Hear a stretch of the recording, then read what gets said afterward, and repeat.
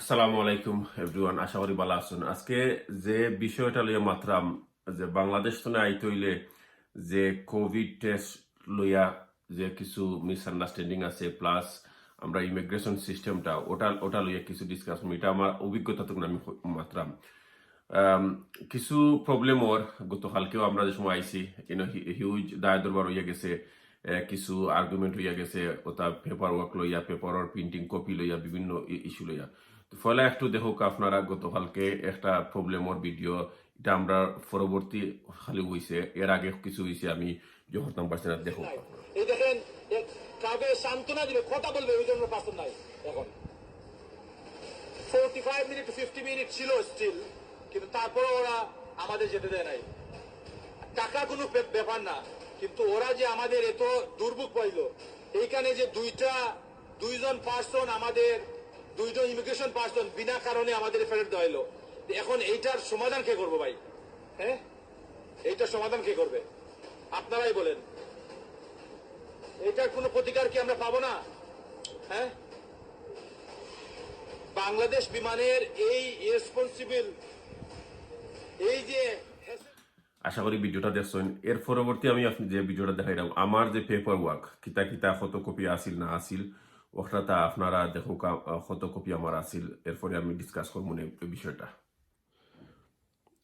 বিমান বাংলাদেশ এয়ারলাইন্সের ticket one page, passenger located form one set 3 পেজর, হইল সিটিএম সার্টিফিকেট যেটা 210 পাউন্ড দিয়া এন্ট্রি লাগি পে করা লাগে 3 কপি।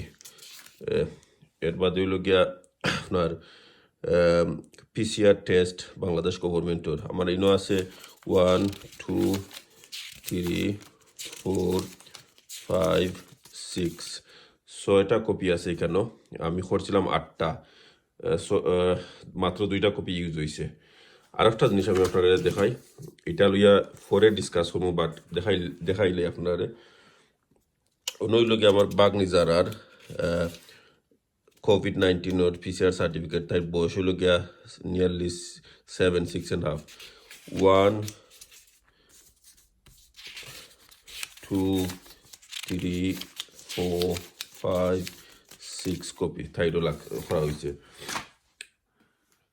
আশা করি দেখছেন কত কপি আছিল। বেসিকলি মেইন ইম্পর্টেন্ট জিনিস যেটা বাংলাদেশের লাগি, যে COVID-19 পিসিআর টেস্টর সার্টিফিকেটর কপি ইনো হয়েছে কিতা। আমরা আমি 8 কপি করছিলাম, আমার 6 কপি স্টিল রইয়া গেছে, মাত্র 2 কপি ইউজ হয়েছে। Passenger located form and CTM certificate যেটা 210 পাউন্ড দিয়ে ওদের করা লাগে, এটা একসেপ্ট করিলেও হয়ে যায়।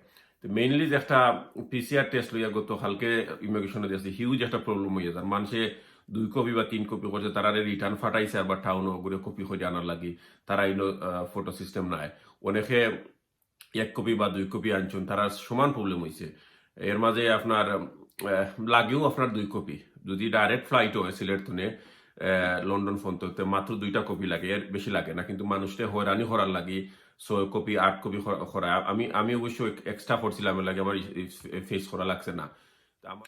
তাছাড়া সিভিল সার্জন অফিসের সময় আমরা ফর্ম জমা দিই বা পিক আপ করি, তারাও এক্স্যাক্টলি হইয়া দেয় না, ইনস্ট্রাকশন করে না যে হয় কপি আপনি পিন করা লাগবো। তারা জাস্ট সিম্পলি জমা রেখে তারা যে হলে তারা তারা এমন একটা ভাব করে, তারা মাপতেও যেমন রাজি নাই।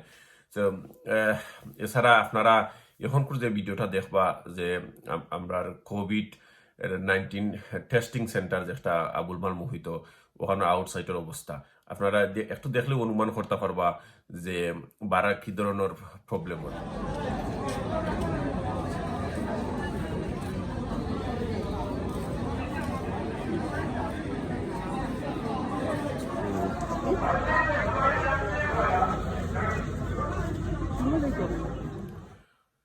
আশা করি ভিডিওটা দেখছেন।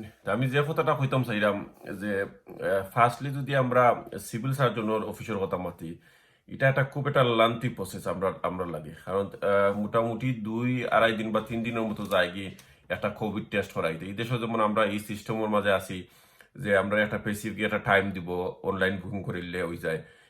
আপনি গিয়া ফটো দিয়া ফর্ম ফিল আপ করা লাগে, সকালে বিকালে এটারে পিক আপ করা লাগে গিয়া আরবার এই ফর্ম জমা দিতে হইলে অনেক লম্বা কিউ তুবারে লাগে 3-4 ঘন্টার মতো যায় কি।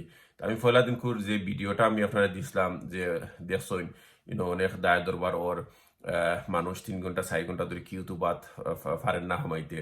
তে আমি ফয়লা দিন গিয়া মানে এই অবস্থা দেখিয়া এর মাঝে দেখছি তারা কিউর মাঝে বেশিরভাগ তারার মানুষ দালাল উবাদ যে তারা হইব আমরা খরাই দেয় মনে হলতাতে আমি ইচ্ছা করিও 3-4 ঘন্টা উভানির মন মানসিকতা নাই ইগোর মোর মাঝে। তে আমি আমার মানুষগুলো দিয়া তুলা পয়সা দিয়া খরাই লিছি। কারণ এটা এটা এটা এটা একটা সিস্টেম বাংলাদেশের যে আপনি দালালের মাধ্যমে খরাইতে হইবা আর কোনো ফত নাই আপনি মানে আর নাইলে আস্তা দিন আপনি অনুভূত হইবা। তো আমরা তো শর্ট টাইম লাই গেছি, তো পুরা দিন স্পেন্ড করার মতো মন মানসিকতা ইনো আসিল না।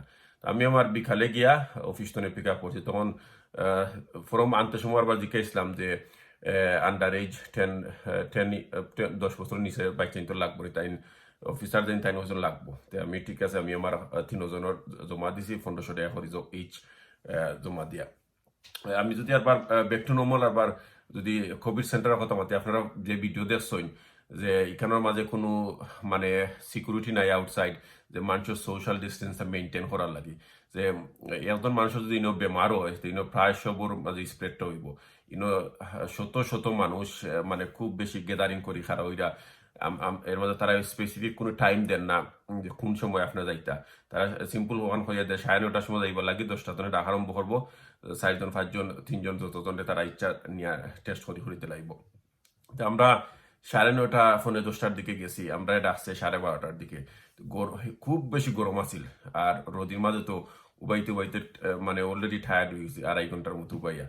তে ভিতরে গিয়া দেখলাম ক্লিয়ার বোতল হল তো লাইন ধরা মানে তার সিম্পল যেটা নেয় ভিতরে পানি হারাইল যেটা স্টিক একটা নিয়ে সিম্পল নিয়ে নিয়ে আমার বাগনি বাবার বনি তারা নিল। তা আমি খালি বোতলটা আর দিল দেখলাম বেটি মানে ভদ্রমহিলা যিনি উনি একটু মানে আপসেট হয়েছেন। এখানে বোতলের সাইডে দিয়ে কোনো মার্ক লেখা নাই বা বারকোড লেখা নাই খার কুঞ্জ লইয়া লইয়া তারা নিচে রাখি দিরা বড় এক বাকেটের মাঝে মানে জিকাইলাম যে এখানে কোনো বারকোড লেখা নাই তে আপনি বুঝবা কিলা খার কোনটা হইলে আপনি বেশি কথা বলেন আপনার হয়ে গেছে আপনি চলে যান। বুঝা গেল এখানে একটা অটো ফাস বা তারার ইচ্ছা হয়তো খেউরে পজিটিভ দিব বা খেউরে নেগেটিভ দিব এখানেও এখানেও মানে তারার উপরে ডিপেন্ড করে যে পরীক্ষার ক্ষেত্রে অটো পাস যেটা হলো হইতে পারে বা না হইতে পারে এটা আল্লাহ আলম আল্লাহ বালা তো এটা মানে খুব একটা বুঝেও গেছে একটা দুর্নীতিগ্রস্ত একটা সেক্টর।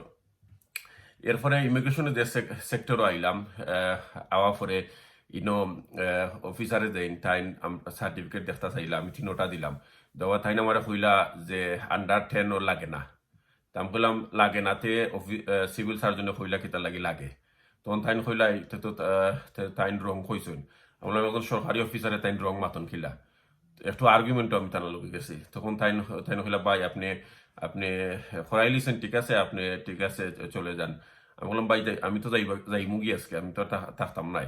তো আপনারা এই মানে সিস্টেমের মধ্যে অত ফল্ট কিতার লাগে তখন একটু তাই একটু মানে আমার ভাই হল্লা যে ভাই আপনাকে তো বললাম আপনি চলে যান। আমি বললাম ভাই আমি তো থাকলাম না আমি আপনারা হইলাম যে একটা যে জিনিসটা মানে এই জিনিসটা আপনারা আপনারা যদি লাগে না আপনারা মানুষকে বাধ্যতামূলক কোনো এখানে করা লাগবো।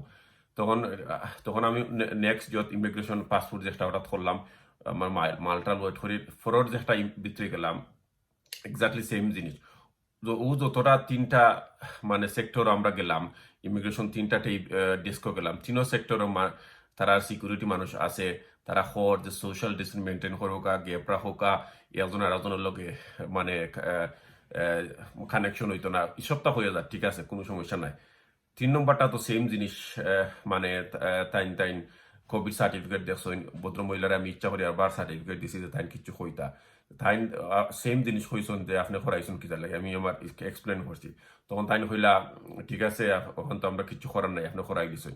এর ভিতরে দেখছি মানে ফয়লা ডেস্কর ওখানে একজন ভদ্রমহিলারে আমার 3-4জন ফিসে আসলা তার কোয়েকশন করছে যে বাচ্চার এটা করাইছেন না এখানে তাইন কইছেন যে আন্ডার 10 এটা করানি লাগে না। তখন তারা চাইছিল তান্ডে ফল্টও ফেলাইতো তখন আমি গিয়া হয়েছে তারা আমার হয়েছে খরানি লাগে না আপনারা কিতা লাই খরানি লাগে একটু যদি প্রবলেম হইতে হইন যেন আমি তার লগে একটু আগে আর্গিউ হয়ে যাইছি এখানে একটা মানে বিরাট একটা পুরা সেক্টরটাও একটা দুর্নীতিগ্রস্ত বুঝেও গেছে। কারণ মানে 2টা কপি বা 3টা কপি থাকলে ওই যায়। আপনারা দেখছেন 6টা কপি 8টা কপি নয়, 6টা কপি আনটাচেবল আছে, এটা কোনো টাচ করছে না। কারণ ডাইরেক্ট ফ্লাইট হইলে আপনার দুইটা কপি হয়ে যায়। দেশের ইমিগ্রেশনে আপনার মানে তারা জমা রাখে না, খালি দেখকেও দেলায়।